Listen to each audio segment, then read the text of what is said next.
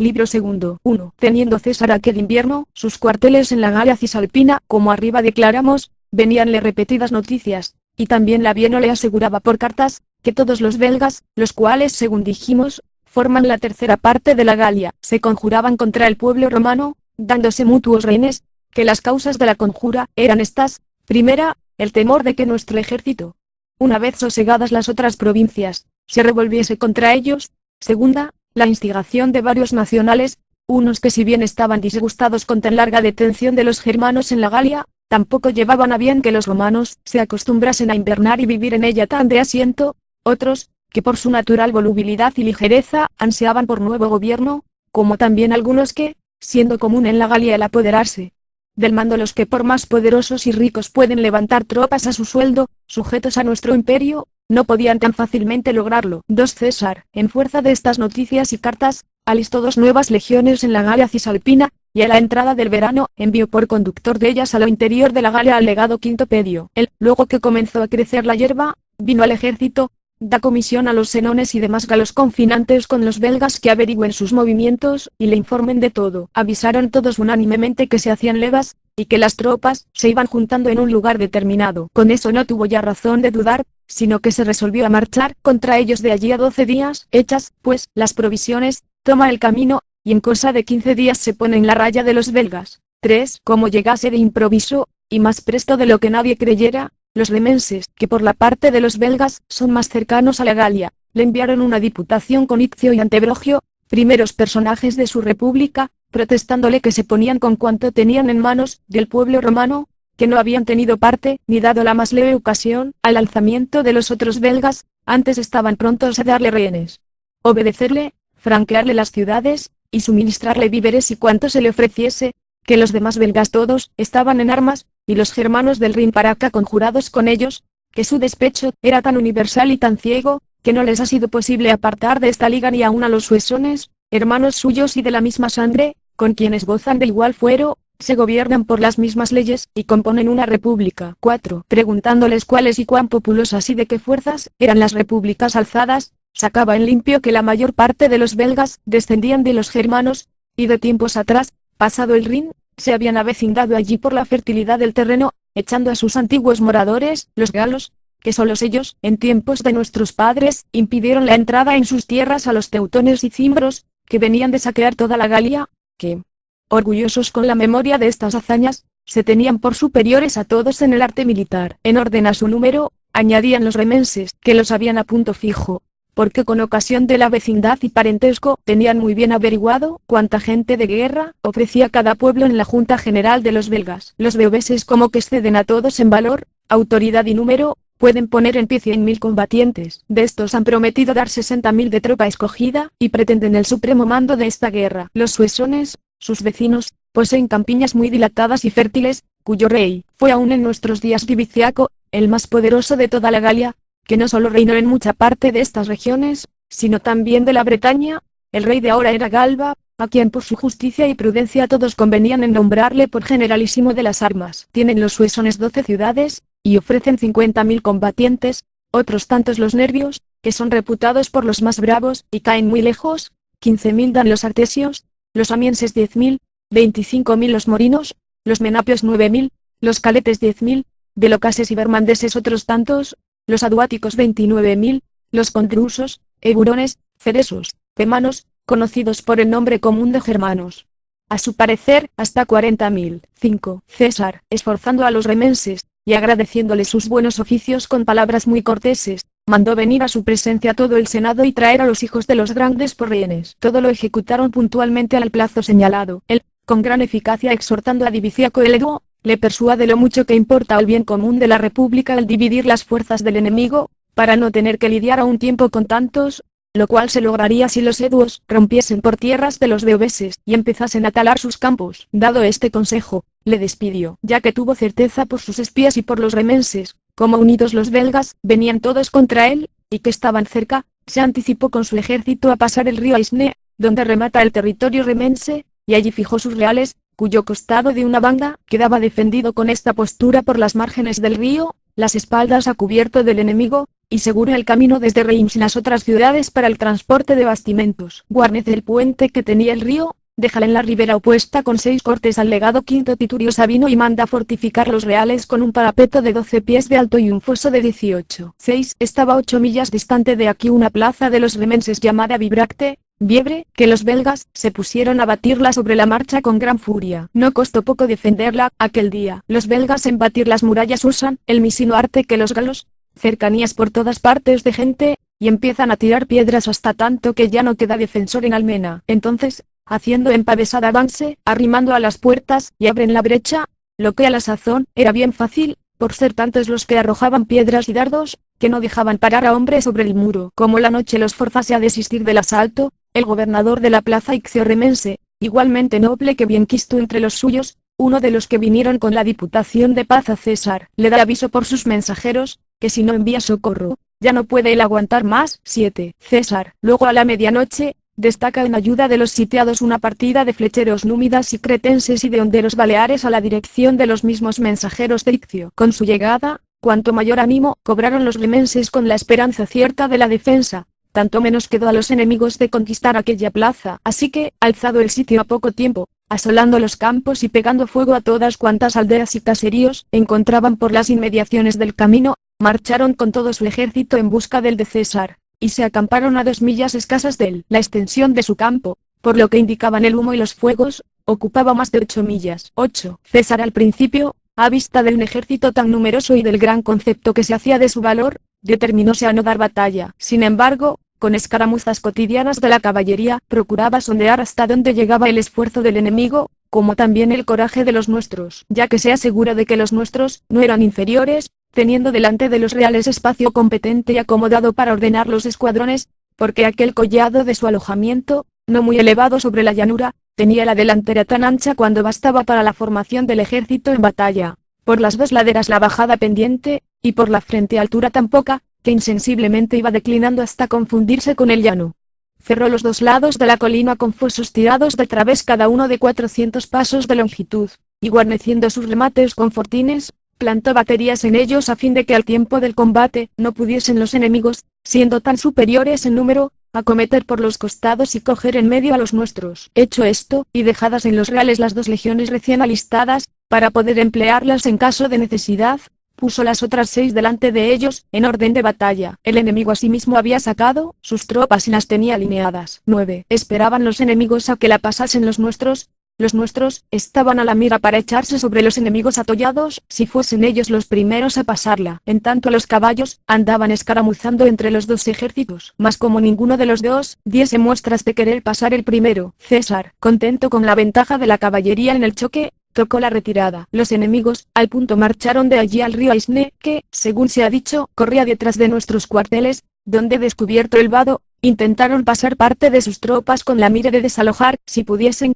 al legado quinto Titurio de la fortificación que mandaba y romper el puente, o cuando no, talar los campos remenses, que tanto nos servían en esta guerra proveyéndonos de bastimentos. 10. César, avisado de esto por Titurio, pasa el puente con toda la caballería y la tropa ligera de los númidas con los honderos y flecheros, y va contra ellos. Obráronse allí prodigios de valor. Los nuestros, acometiendo a los enemigos metidos en el río, mataron a muchos, y a fuerza de dardos rechazaron a los demás que con grandísimo arrojo, pretendían abrirse paso por encima de los cadáveres. Los primeros que vadearon el río, rodeados de la caballería, perecieron. Viendo los enemigos fallidas sus esperanzas de la conquista de la plaza y del tránsito del río, como también que los nuestros no querían pelear en sitio menos ventajoso, y ellos comenzaban a sentir escasez de alimentos, juntados a consejo, concluyeron ser lo mejor retirarse cada cual a su casa, con el pacto de acudir de todas partes a fin de hacer la guerra con más comodidad dentro de su comarca que fuera, y sostenerla con sus propias abundantes cosechas. Moviólos a esta resolución, entre otras razones, la de haber sabido que Diviciaco y los eduos se iban acercando a las fronteras de los beoveses, los cuales por ningún caso podían sufrir más largas sin socorrer a los suyos. 11. Con esta determinación, arrancando hacia medianoche con gran ruido y alboroto, sin orden ni concierto, apresurándose cada cual a coger la delantera por llegar antes a casa, su marcha tuvo visos de huida. César, avisado al instante del hecho por sus escuchas, temiendo alguna celada, por no haber todavía penetrado el motivo de su partida, se mantuvo quieto con todo su ejército dentro de los reales. Al amanecer, asegurado de la verdad por los batidores, envía delante toda la caballería a cargo de los legados Quinto Pedio y Lucio Aruncule y Ocota con orden de picar la retaguardia enemiga. Al legado Tito Labieno mandó seguirlos con 3 legiones. Habiendo estos alcanzado a los postreros y perseguidolos por muchas millas, hicieron en los fugitivos gran matanza. Los de la retaguardia, viéndose ejecutados, hicieron frente, resistiendo animosamente a las embestidas de los nuestros, en tanto los de la vanguardia, que se consideraban lejos del peligro, sin haber quien los forzase, ni caudillo que los mantuviese, al oír aquella gritería, desordenadas las filas, buscaron su seguridad en la fuga. Con eso, sin el menor riesgo, prosiguieron los nuestros matando gente todo lo restante del día, y solo al poner del sol, desistieron del alcance, retirándose a los reales según la orden que tenían. 12. César, al otro día, sin dar a los enemigos tiempo de recobrarse del pavor y de la fuga, dirigió su marcha contra los suesones, fronterizos de los remenses, y después de un largo viaje, se puso sobre la ciudad de Novo, tentado de camino a asaltarla, pues le decían que se hallaba sin guarnición, por tener un foso muy ancho, y muy altos los muros, no pudo tomarla, con ser pocos, los que la defendían. Fortificados los reales, trató de armar las galerías y apercibir las piezas de batir las murallas. En esto todas las tropas de suesones que venían huyendo se recogieron, la noche inmediata a la plaza, mas asestadas sin dilación, las galerías,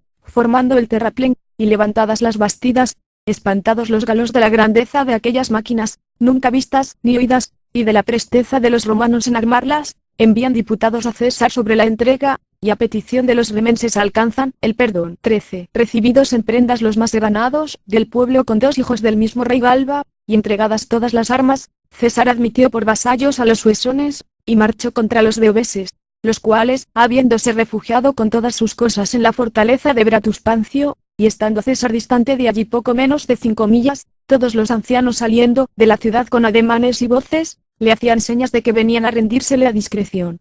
Ni querían más guerra con los romanos. Asimismo, luego que se acercó al lugar y empezó a sentar el campo, los niños y las mujeres desde las almenas, tendidas las manos a su modo, pedían la paz a los romanos. 14. Diviciaco, el cual después de la retirada de los belgas, y despedidas sus tropas, había vuelto a incorporarse con las de César, aboga por ellos diciendo, que siempre los beoveses habían sido amigos fieles de los eduos, que sus jefes, con esparcir que los eduos esclavizados por César padecían toda suerte de maltratamientos y oprobios, los indujeron a separarse de ellos y declarar la guerra al pueblo romano. Los autores de esta trama, reconociendo el grave perjuicio acarreado a la república, se habían guarecido en Bretaña. Por tanto, le suplican los beoveses, y juntamente con ellos, y por ellos los eduos, que los trate con su acostumbrada clemencia y benignidad, que haciéndolo así aumentaría el crédito de los eduos para con todos los belgas, con cuyos socorros y bienes solían mantener las guerras ocurrentes. 15. César, por honrar a Diviciaco y favorecer a los eduos, dio palabra de aceptar su homenaje y de conservarlos en su gracia,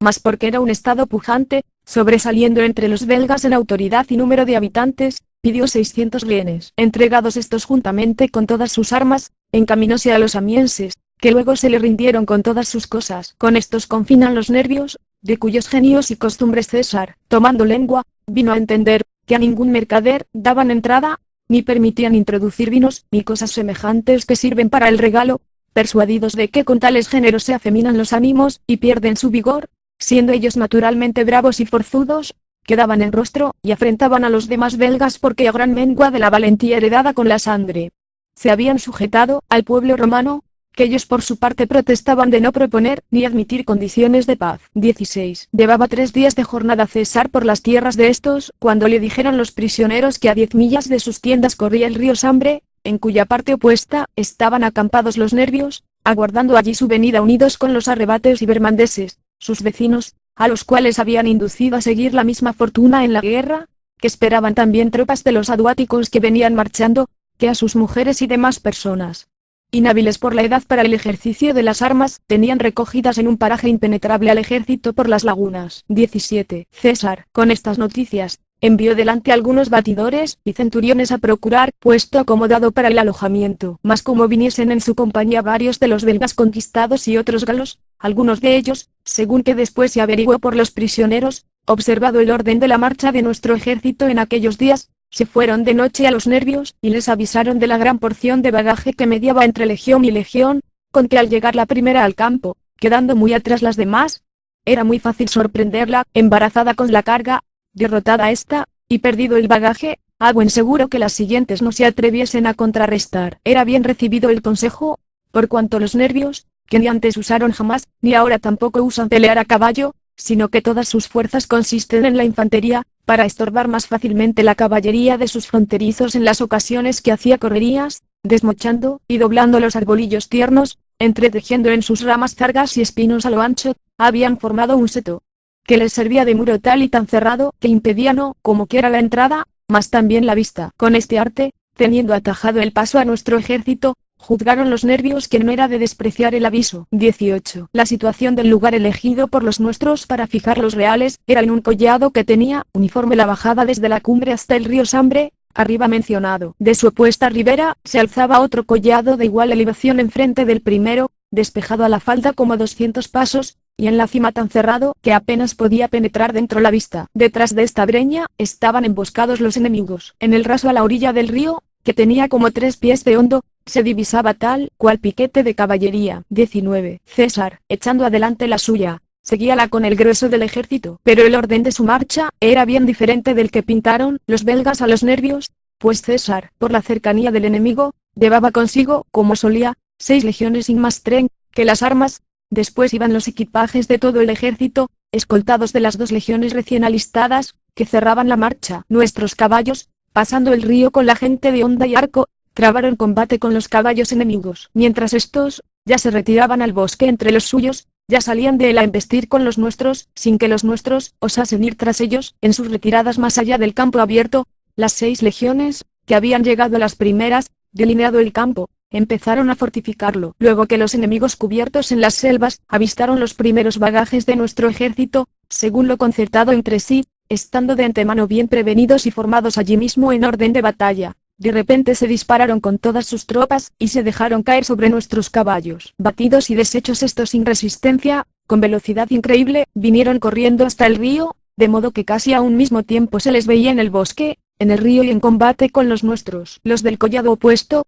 con igual ligereza, corrieron a asaltar nuestras trincheras y a los que trabajaban en ellas. 20. César tenía que hacerlo todo a un tiempo, enarbolar el estandarte, que es la llamada a tomar las armas, hacer señal con la bocina, retirar los soldados de sus trabajos, llamar a los que se habían alejado en busca de Fagina, escuadronar el ejército, dar la contraseña, arengar a los soldados. Mas no permitía la estrechez del tiempo, ni la sucesión continua de negocios, ni la venida de los enemigos dar expediente a todas estas cosas. En medio de tantas dificultades 2 circunstancias militaban a su favor. Una era la inteligencia y práctica de los soldados, que como ejercitados en las anteriores batallas, podían por sí mismos dirigir cualquier acción con tanta pericia como sus decuriones. La otra haber intimado César la orden que ninguno de los legados se apartase de su legión durante la faena del atrincheramiento. Así que, vista la prisa y cercanía del enemigo, sin aguardar las órdenes de César, ejecutaban lo que parecía del caso. 21. César, dadas las providencias necesarias, corriendo a exhortar a los soldados a donde le guió la suerte, encontróse con la legión 10. No dijo más a los soldados sino que se acordasen de su antiguo valor, y sin asustarse, resistiesen animosamente al ímpetu de los enemigos. Y como estos ya estaban a tiro de dardo, hizo señal de acometer. Partiendo de allí a otra banda con el mismo fin de alentarlos, los halló peleando. El tiempo fue tan corto, los enemigos tan determinados al salto, que no dieron lugar a los nuestros para ponerse las cimeras, ni aun siquiera para ajustar las viseras de los yelmos y quitar las fundas a los escudos. Donde cada cual acertó a encontrarse al partir mano del trabajo, allí se paró, agregándose a las primeras banderas que se le pusieron delante, para no gastar tiempo de pelear en buscar a los suyos. 22. Ordenado el ejército según lo permitían la situación del lugar, la cuesta de la colina y la urgencia del tiempo más que conforme al arte y disciplina militar, combatiendo separadas, las legiones, cual en una parte y cual en otra, impedida la vista por la espesura de los bardales interpuestos, de que hicimos antes mención. No era factible que un hombre solo pudiese socorrer a todos a un tiempo, ni dar las providencias necesarias, ni mandarlo todo, por lo cual en concurrencia de cosas tan adversas, eran varios a proporción los sucesos de la fortuna. 23. Los soldados de la 9ª y la 10ª legiones, escuadronados en el ala izquierda del ejército, disparando sus dardos a los artesios, que tenían enfrente, presto, los precipitaron el collado abajo hasta el río, ya sin aliento del mucho correr y el cansancio, y mal parados de las heridas, y tentando pasarle, persiguiéndolos espada en mano, degollaron gran parte de ellos cuando no podían valerse. Los nuestros no dudaron atravesar el río, y como los enemigos, viéndolos empeñados en un paraje peligroso, intentasen hacerles frente. Renovada la refriega, los obligaron a huir de nuevo. Por otra banda, las legiones octava y undécima, después de desalojar de la loma a los bermandeses sus contrarios, proseguían batiéndolos en las márgenes mismas del río, pero quedando sin defensa los reales por el frente y costado izquierdo, estando apostada en el derecho la legión duodécima y a corta distancia de esta la séptima, todos los nervios, acaudillados de su general Budbognato, cerrados en un escuadrón muy apiñado, acometieron aquel puesto, tirando unos por el flanco descubierto a coger en medio las legiones, y otros a subir la cima de los reales. 24. A este tiempo nuestros caballos, con los soldados ligeros que, como ya referí, iban en su compañía, cuando fueron derrotados, al primer ataque de los enemigos, viniendo a guarecerse dentro de las trincheras, tropezaban con los enemigos y echaban a huir por otro lado, pues los gastadores que a la puerta trasera desde la cumbre del collado, vieron a los nuestros pasar el río en forma de vencedores, saliendo al pillaje, como mirasen atrás y viesen a los enemigos en medio de nuestro campo, precipitadamente huían a todo huir. En aquel punto y tiempo comenzaban a sentirse las voces y alaridos de los que conducían el bagaje, con que corrían despavoridos, unos acá, otros acullá sin orden ni concierto. Entonces los caballos trevirenses, muy alabados de valientes entre los galos, enviados de socorro a César por su república, sobrecogidos de tantos malos sucesos, viendo nuestros reales cubiertos de enemigos, las legiones estrechadas y poco menos que cogidas, gastadores, caballos,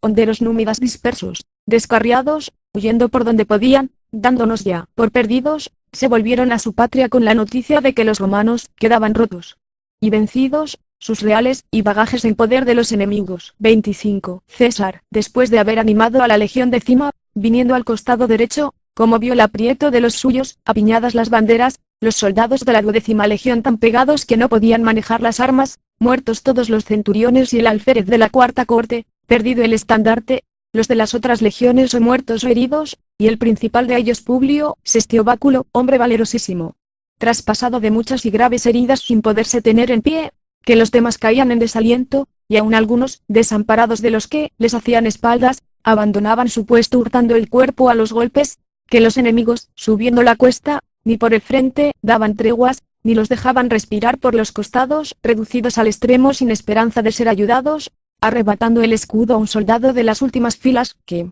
César se vino sin él por la prisa, se puso al frente, y nombrando a los centuriones por su nombre, exhortando a los demás, mandó avanzar y ensanchar las filas para que pudieran servirse mejor de las espadas. Con su presencia recobrando los soldados nueva esperanza y nuevos bríos, deseoso cada cual de hacer los últimos esfuerzos a vista del general en medio de su mayor peligro, cejó algún tanto el ímpetu de los enemigos. 26. Advirtiendo César que la legión séptima, allí cerca, se hallaba también en grande aprieto, insinuó a los tribunos que fuesen poco a poco reuniendo las legiones, y todas a una cerrasen a banderas desplegadas con el enemigo. Con esta evolución, sosteniéndose recíprocamente sin temor ya de ser cogidos por la espalda, comenzaron a resistir con más brío y a pelear con más coraje. En esto las dos legiones que venían escoltando los bagajes de retaguardia, con la noticia de la batalla apretando el paso, se dejaban ya ver de los enemigos sobre la cima del collado, y Tito Labieno, que se había apoderado de sus reales, observando desde un alto el estado de las cosas en los nuestros, destacó la 10ª legión a socorrernos. Los soldados,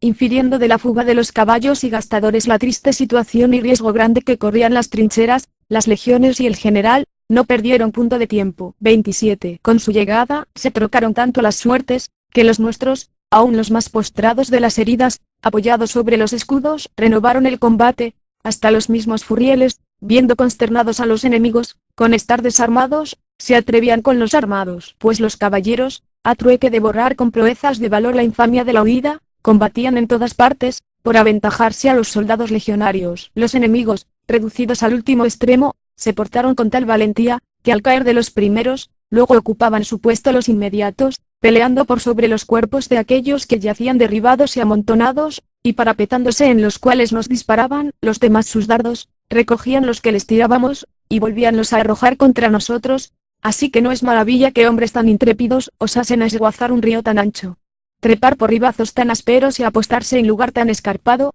y es que todas estas cosas, bien que de suyo muy difíciles, se les facilitaba su bravura. 28. Acabada la batalla, y con ella casi toda la raza y nombre de los nervios, los viejos que según dijimos, estaban con los niños y las mujeres recogidos entre pantanos y lagunas, sabedores de la desgracia, considerando que para los vencedores todo es llano y para los vencidos nada seguro, enviaron, de común consentimiento de todos los que se salvaron, embajadores a César, entregándose a discreción, y encareciendo el infortunio de su república.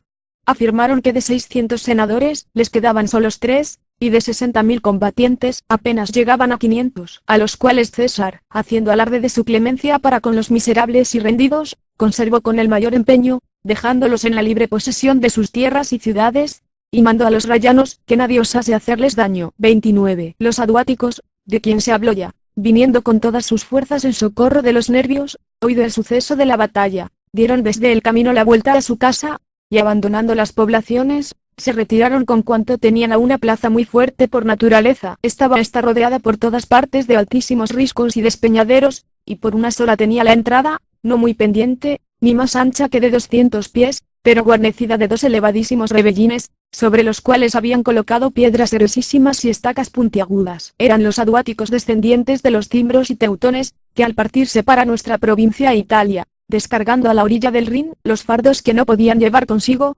dejaron para su custodia y defensa 6.000 de los suyos, los cuales muertos aquellos molestados por muchos años de los vecinos con guerras ya ofensivas, ya defensivas, hechas al fin las paces de común acuerdo, hicieron aquí su asiento. 30. Estos, pues, al principio de nuestra llegada, hacían frecuentes salidas y escaramuzas con los nuestros. Después, habiendo nosotros tirado una valla de 12 pies en alto y 15.000 en circuito, y bloqueándolos con baluartes de trecho en trecho, se mantenían cercados en la plaza. Mas cuando armadas ya las galerías y formado el terraplén, vieron erigirse una torre a lo lejos, por entonces comenzaron desde los adarbels a hacer mofa y fisga de los nuestros, gritando, ¿a qué fin erigían máquina tan grande a tanta distancia, y con qué brazos o fuerzas se prometían, mayormente siendo unos hombrezuelos, arrimar a los muros un torreón de peso tan enorme? Y es que los más de los galos, por ser de grande estatura, miran con desprecio la pequeñez de la nuestra. 31. Mas cuando repararon que se movía y acercaba a las murallas, espantados del nuevo y desusado espectáculo,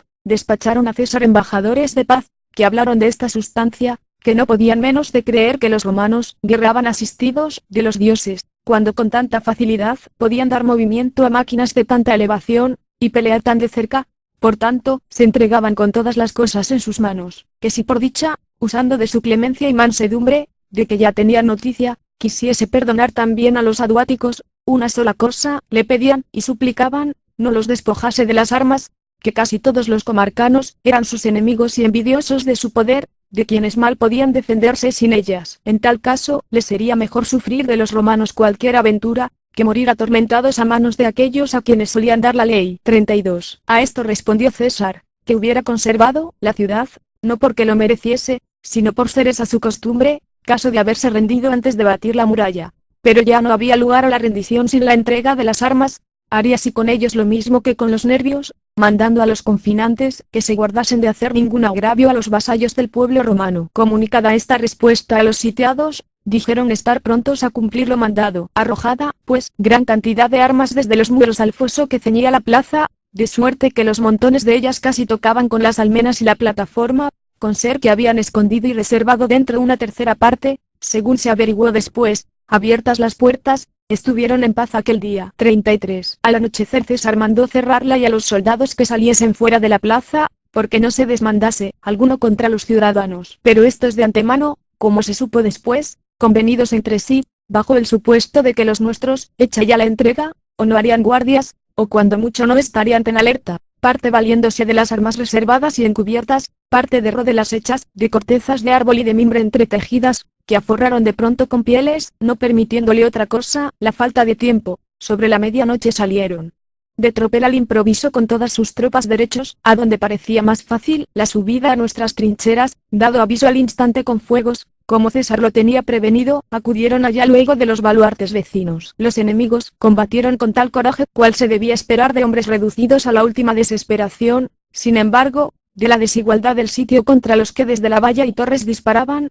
como quienes tenían librada la esperanza de vivir en su brazo, muertos hasta 4.000, los demás fueron rebatidos a la plaza. Al otro día, rompiendo las puertas, sin haber quien resistiese, introducida nuestra tropa, César vendió en almoneda a todos los moradores de este pueblo con sus haciendas. El número de personas vendidas, según la lista que le exhibieron los compradores, fue de 53.000. 34. Al mismo tiempo Publio Craso, enviado por César con una legión a sujetar a los vénetos, únelos, osismios, curiosolitas, sesubios, Aulercos y Reñeses, 55 pueblos marítimos sobre la costa del océano, le dio aviso como todos, quedaban sujetos al pueblo romano. 35. Concluidas estas empresas y pacificada la Galia toda, fue tan célebre la fama de esta guerra divulgada hasta los bárbaros, que las naciones transvenanas enviaban a Porfía embajadores a César prometiéndole la obediencia y rehenes en prendas de su lealtad. El despacho de estos embajadores, por estar de partida para Italia y el Ilírico, difirió por entonces César, remitiéndolos al principio del verano siguiente. Con eso, repartidas las legiones en cuarteles de invierno por las comarcas de Chartres, Anjou y Tours,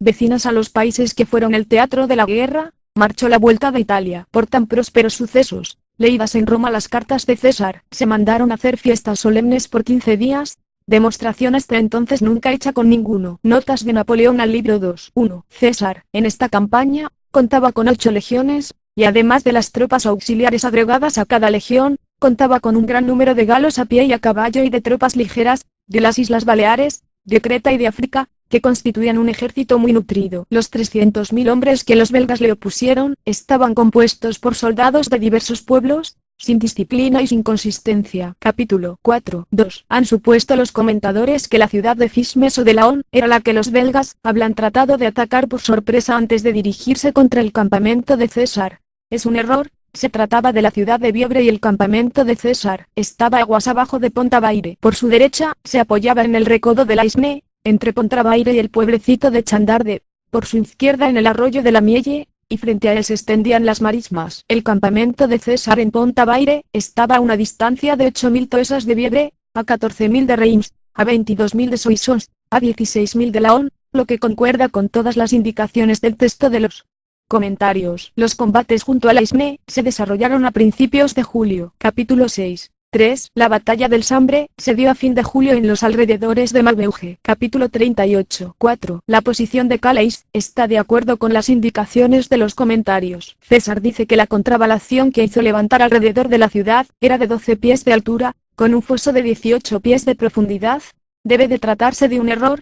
Hay que leer 18 pies de anchura, pues 18 pies de profundidad supondrían una anchura de 6 toesas. El foso estaba construido en forma de palomilla, por lo cual la excavación sería de 9 toesas cúbicas. Es probable que este atrincheramiento tuviese un foso de 16 pies de anchura por 9 de profundidad, cubicando 486 pies por toesa corriente. Con la tierra extraída, había levantado un muro y un parapeto cuyo nivel se elevaba a 18 pies sobre el fondo del foso. Capítulo 30. 5. No es tarea fácil hacer observaciones de orden estrictamente militar sobre un texto tan conciso y sobre ejércitos de naturaleza tan distinta. ¿Cómo comparar, en efecto, un ejército de línea romano, reclutado y escogido en toda Italia, y en las provincias romanas, con ejércitos bárbaros compuestos de reclutamientos en masa, valientes, feroces, pero que poseían escasísimas nociones de la guerra, que ignoraban el arte de tender un puente, de levantar rápidamente un atrincheramiento, de construir una torre, y que se aterraban en cuanto veían acercarse los arietes a sus murallas? Chap 31. 6. No sin razón se ha reprochado a César, a pesar de todo,